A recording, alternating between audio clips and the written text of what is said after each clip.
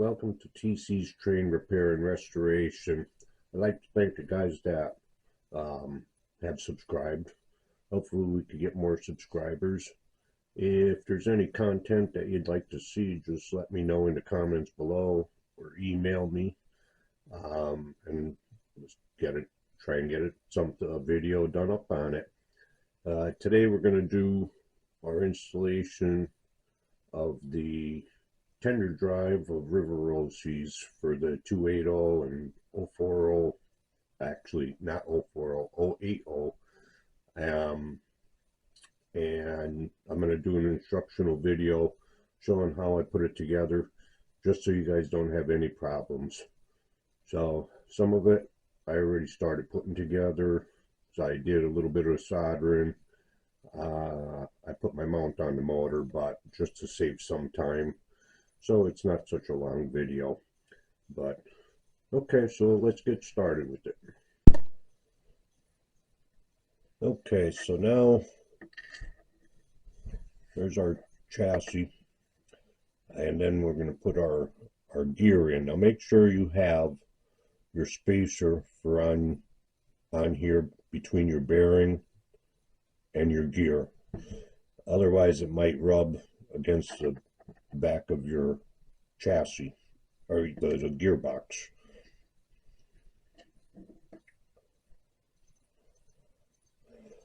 Now this is just going to snap in place.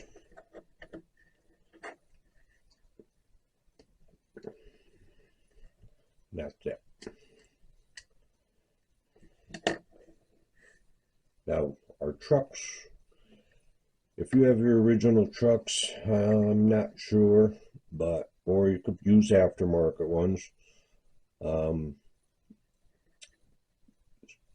If you have a truck mounted coupler, you'll probably be okay with that, but when you're going to want trucks that are actually can pick up power, because the chassis is no longer grounded. The original trucks are pickup trucks.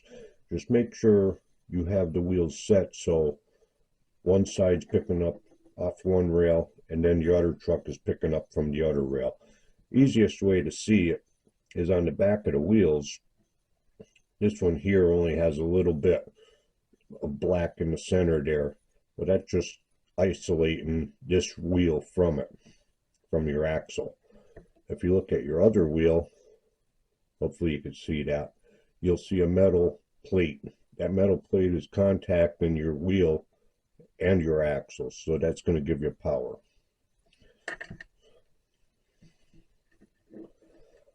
Now putting what I've done to get power up there is I've soldered my wire to the metal strip that's going to be contacting the axles.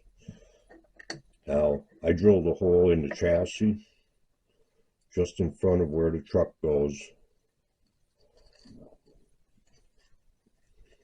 to come up to the motor.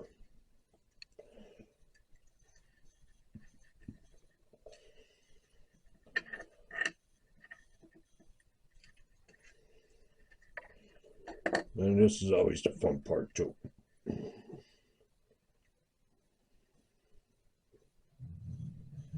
Getting everything lined up at once.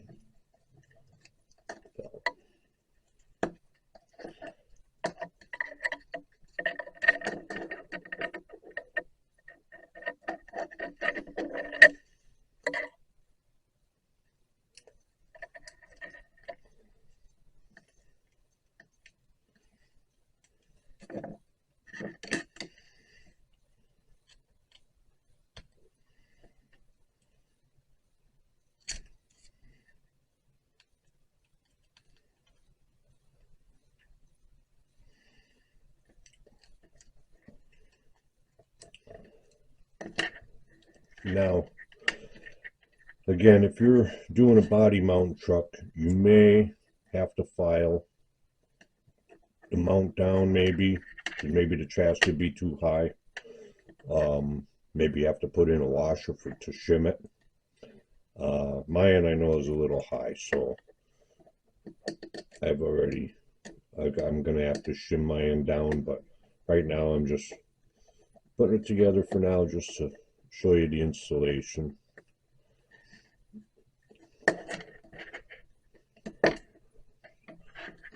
The other truck in.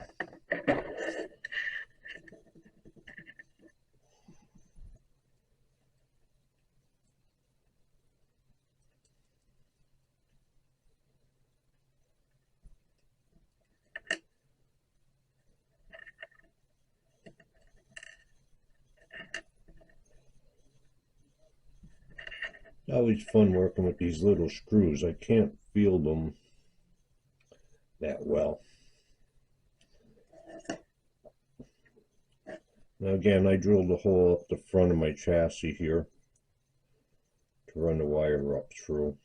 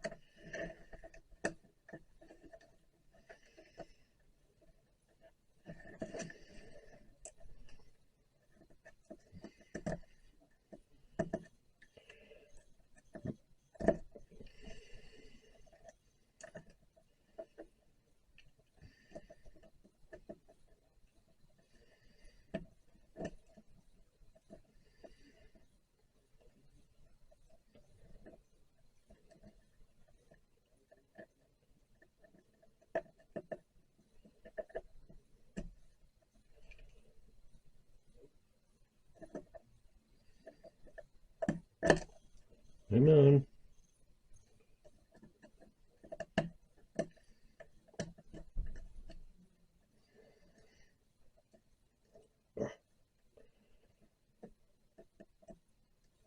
It's nice having a magnetic screwdriver, but sometimes it's not. Okay, there we go. We got that one in the hole. Okay.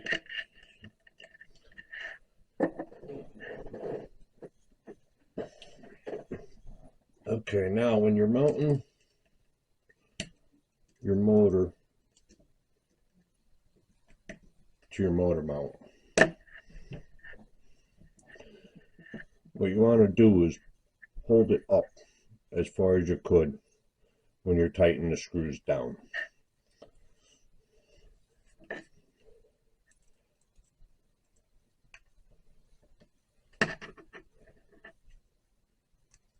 This one I'm going to leave a little bit loose yet so I can get this one screw in because I already bent the tab.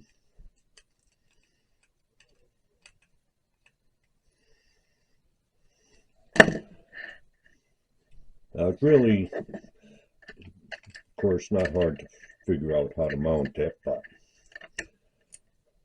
your motor's going to sit right in there for you.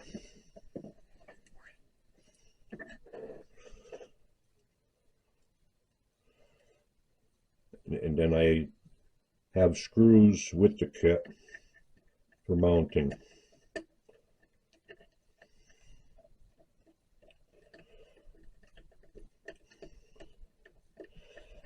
Now when you put these screws in, you might not tighten them down might not have to tighten them down all the way to put the plate right against the gearbox. You got to check how your gears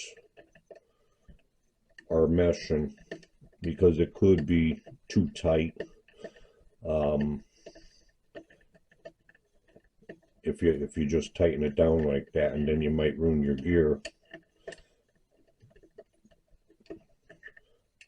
So now let's say I'm going to leave these loose, and hopefully you could see. Let's say you got a gap here in between your motor mount and the gearbox. What you can do, and you have the correct mesh between your gears, what you can do is Like I got this extra loose right now. But what you can do is take a sheet of styrene and see what size fits. Maybe it's only 10 thousandths. Maybe it's a 20,000 sheet. I mean, you might not even have a gap. I don't know. But what you can do is, once you know what size will fit, then just turn around, unbolt your motor mount, trace it out, and then drill 2 holes in the styrene and cut it so you can get around the gear and put it underneath there as a shim. The original gearbox had a gasket in here, and then the cover sat on that gasket. So it was a gasket or a spacer. I don't have that stuff. Mine was all gone. So this is my only solution.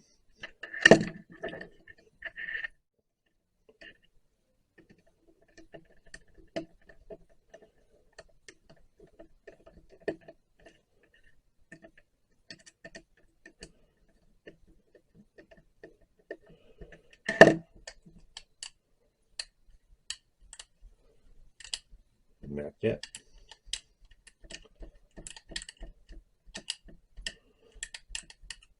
Now, I'm going to bring this wire up and I'll connect it here.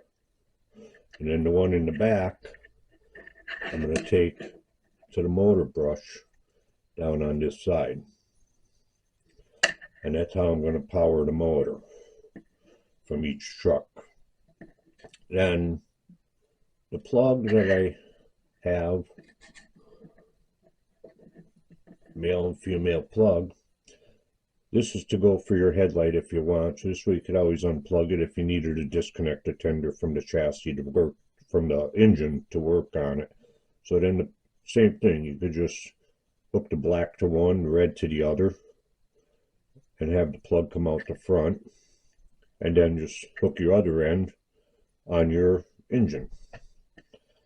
So that's why that's going to be included with your kit.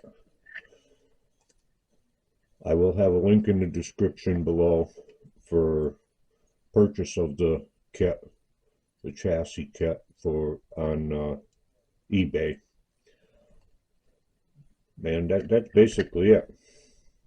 Like I said, you may have to shim underneath your motor mount. And then the other thing is you might have to adjust for your trucks, for your coupler height. Otherwise, that's it. Now, the only thing you're not getting on the kit is new tubing and stuff. I don't have tubing. I gotta get new tubing for mine here too. And I think there's another piece of plastic that goes in here also going to the motor. But that's it though. It's pretty simple, pretty straightforward. And you could also use a can motor on it too. Either one will fit inside the chassis, inside the, under the tender body. So,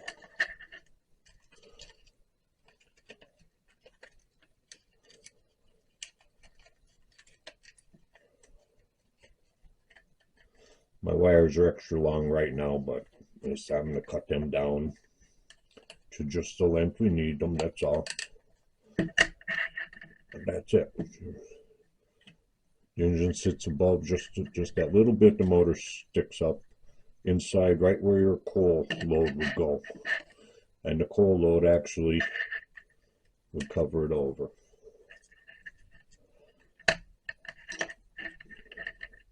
Get my wire out of the way there. Now what I'm going to do is glue this wire in the front down to the chassis with some hot glue, just so it doesn't be hitting that drive shaft at all. And there you have it. Everything fits on there like it should. So, if you have any comments, please leave them below. And like I said, in the description, I will have a link. And if there's anything you'd like to see videos posted of, let me know. Up and coming, I'm going to be doing some videos on bench work, DCC. I'm going to be building a small layout, so I could run my customers' trains when I repaired them instead of just putting them on a 3-foot section of track and run them back and forth. I'd rather run them on the layout. So as I do that layout, I'll be doing videos of it too. So for now, that's about it, and I hope you guys have a good day and keep your trains running. See you in the next video.